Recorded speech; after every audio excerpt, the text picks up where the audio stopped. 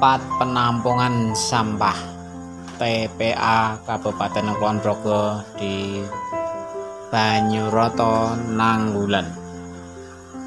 Berikut ini para pemirsa lokasi penampungan sampah dan juga processing pemilihan sampah-sampah yang bisa kembali didaur ulang yang memiliki lahan luas sekitar 2,4 hektar. Berikut liputannya.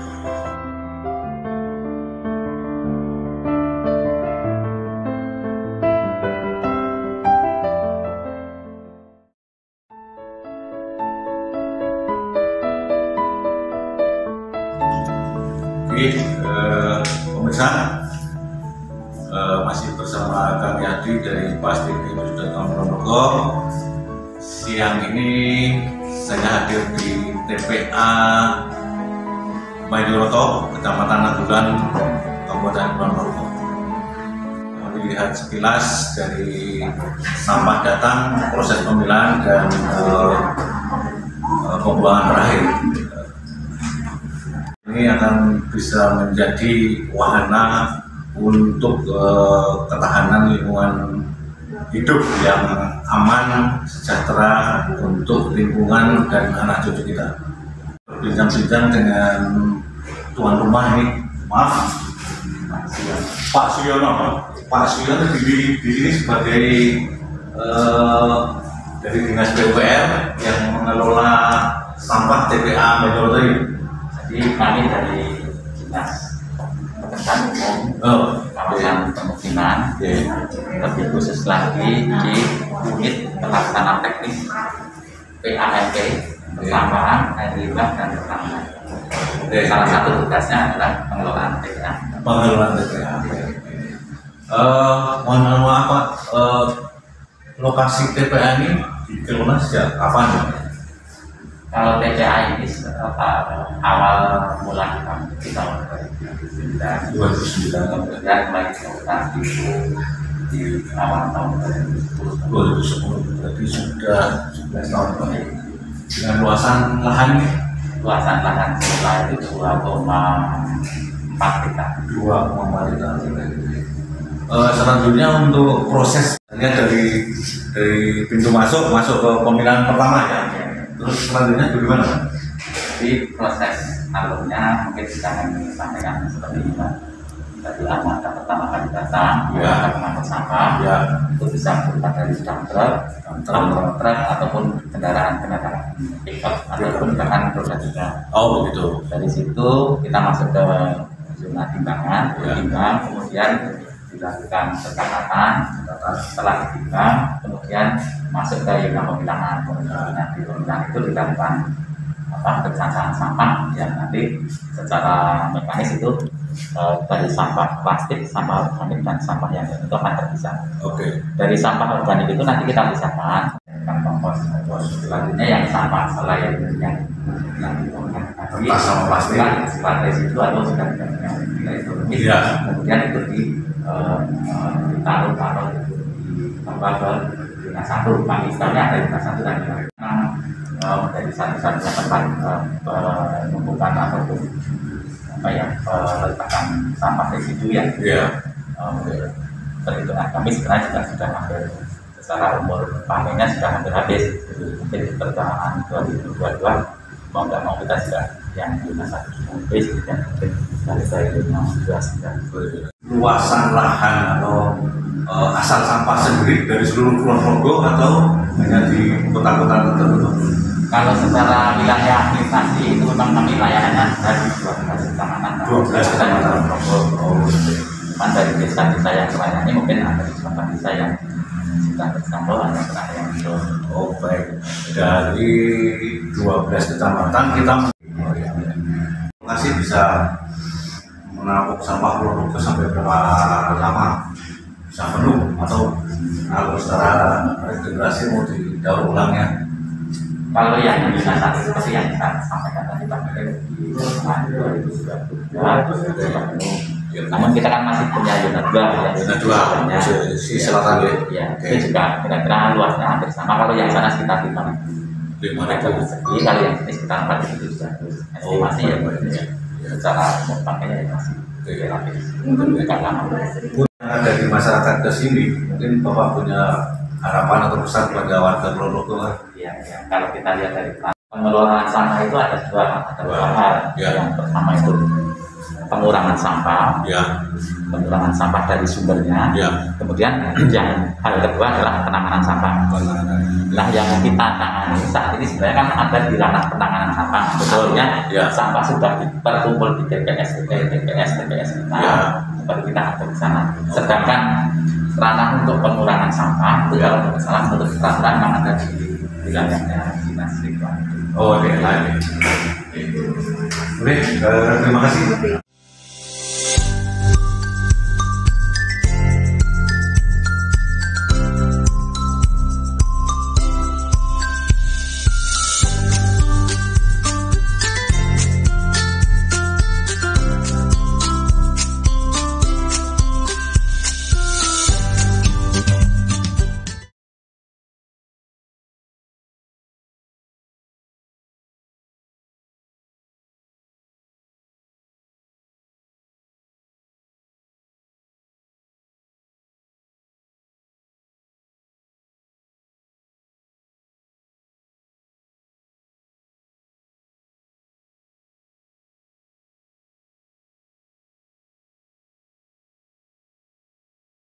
Pemirsa, selanjutnya akan saya temui juga dari dinas DLH yang kebetulan siang hari ini ada di lokasi TPA Ponorogo ini.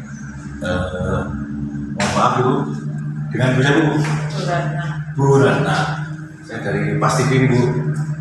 Mohon informasinya untuk kaitannya DLH mungkin. Untuk mengurangi sampah yang masuk di sini, adakah aturan yang sudah diprotapkan dari pihak DLH untuk warga masyarakat di Ponorogo sendiri? Aturan bahkan kita itu sebenarnya sudah ada kebijakan si baku itu sudah ada terkait ini benar seperti disampaikan oleh dari DPU tadi dari Mas Yono. Kalau di daerah sendiri kami itu bagaimana mengurangi sampahnya, mengurangi volume ya? Iya, mengurangi produksi sampah. Jadi kita membina kita bekerja sama dengan KSM, dengan bank sampah. Saat ini ada 84 bank sampah yang teregistrasi oleh DLH. Jadi kita juga dengan disupport oleh dana DAK memberikan bantuan kepada bank sampah itu, baik itu motor maupun mesin pencacah sampah. Bagian kita sudah kita berikan. Diharapkan sampah dari warga, dari rumah tangga, kan terbanyak sampah itu kan produksi sampah dari rumah tangga. Sampah rumah tangga ini itu mereka punya kebijakan nanti ditabung di bank sampah, ya. Sehingga sampah pun ternyata punya nilai ekonomis. Nah, oleh kelompok itu dipilah mana yang bisa bermanfaat. Jadi termasuk sekarang itu minyak jelantah. Nah, saya sendiri sudah merasakan, biasanya kan minyak jelantah kita cuma buang begitu saja. Minyak jelantah pun bernilai ekonomi, jadi selain menambah ekonomi, membantu ibu-ibu, kita tahu sendiri masa pandemi penghasilannya berkurang, ada ini. Di satu sisi juga kita bisa mengurangi sampah. Makanya kita sangat support sekali dengan ekoenzim ini. Dengan kegiatan komunitas ekoenzim ini, sehingga ketika sampah produk rumah tangga itu sudah diolah, sudah dipilah menjadi pupuk, maka kita harapkan permasalahan sampah itu selesai. Sudah bisa diproses dengan ekoenzim. Menjadi ekoenzim. Nanti relawan siap membantu di seluruh warga Ponorogo khususnya. Nanti apabila memerlukan pelatihan, training dan sebagainya, silakan langsung menghubungi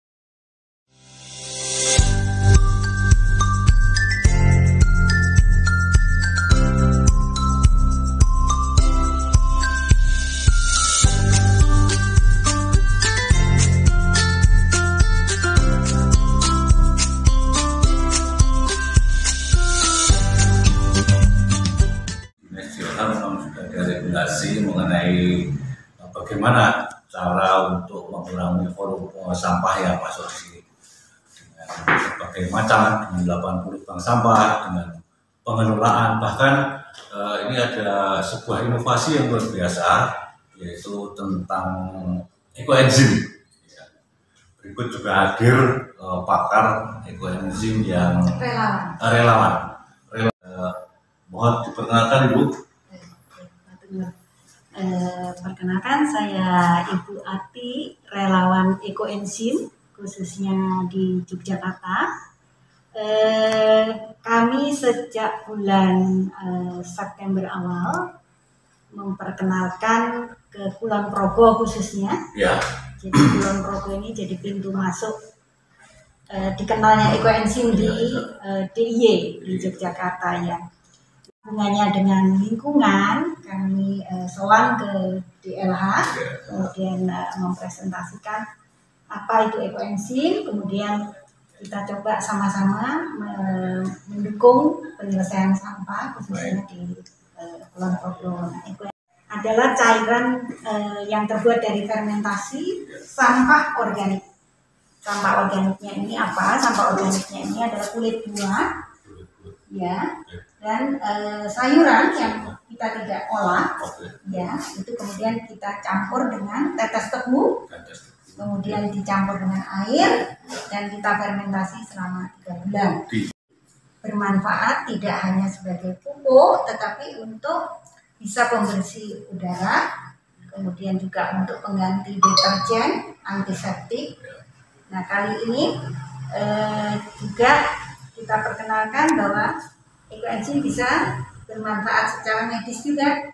Ya, jadi kalau kita untuk obat luka, untuk semprot kalau kita keiris misalnya, luka-luka itu juga bisa dimanfaatkan. Rangka hari ini kita bekerja sama dengan DLH menyemprotkan ekoenzim di TPA, ya, untuk mengurangi bau dan mempercepat penguraian. Oh, gitu ya. Iya. Baik. Ini sebuah ide yang luar biasa bahwa sekarang sudah hadir yang namanya ekoenzim yang dibakar saya relawannya oleh relawan saja. Kalau ekoenzimnya sendiri sudah melalui penelitian selama 30 tahun ditemukan oleh Dr. Rosukon dari Thailand, kemudian dipopulerkan oleh Dr. Joen Un dari Malaysia, kemudian nama Dr. Joen Un diperkenalkan ke Indonesia. Luar biasa, masyarakat akan bisa merasakan hasilnya, tidak harus membuang sampah. Jangan buang sampah. Jangan membuang sampah, sudah bisa diproses dengan ekoenzim. Jadi menjadi ekoenzim. Ya. Nanti relawan siap membantu di seluruh warga Kulon Progo khususnya. Nanti apabila memerlukan pelatihan, training dan sebagainya, silakan langsung menghubungi gratis, baik melalui Zoom atau dengan pertemuan langsung. Yang Online saja. online saja. Untuk Kulon Progo ini kita membuat sekretariat, tetapi hanya untuk misalnya ada pengumpulan cairan ekoenzim semacam itu. Tidak, kami sifatnya cair anggota-anggotaannya, ya, dan semua murni untuk sosial, kegiatan sosial dan misi untuk penyelamatan bumi, karena 70% sampah yang dibuang ke TPA adalah sampah organik. Jadi kalau kita sudah bisa menyelamatkan 70% tadi untuk diolah jadi ekoenzim, maka TPA bebannya akan lebih berkurang.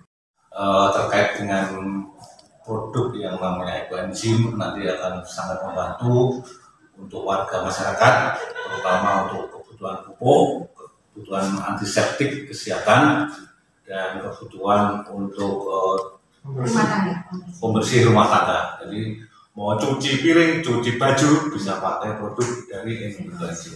Terkait dengan TPA yang ada di Manjuroto ini, menerapkan aplikasi ekoenzim terhadap penumpukan sampah dan proses percepatan untuk penguraian.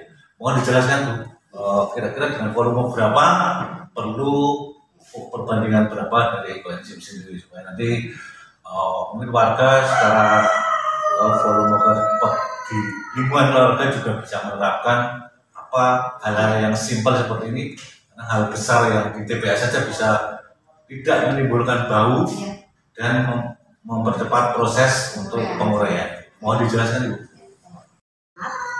Untuk pembersih udara, penyemprotan yang kita nanti rencanakan itu untuk di TPA itu cukup dengan konsentrasi 1:400, itu 1 cc dalam 400 ml air, itu bisa membantu mempercepat penguraian.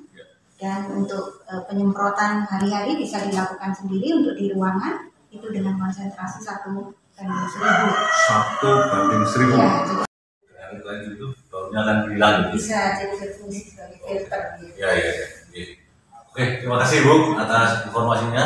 Semoga dengan relawan ekoenzim didukung oleh GLH dan BPR ini senantiasa akan terwujud logo yang go green. Terima kasih atas waktunya. Sampai jumpa lagi di lain kesempatan.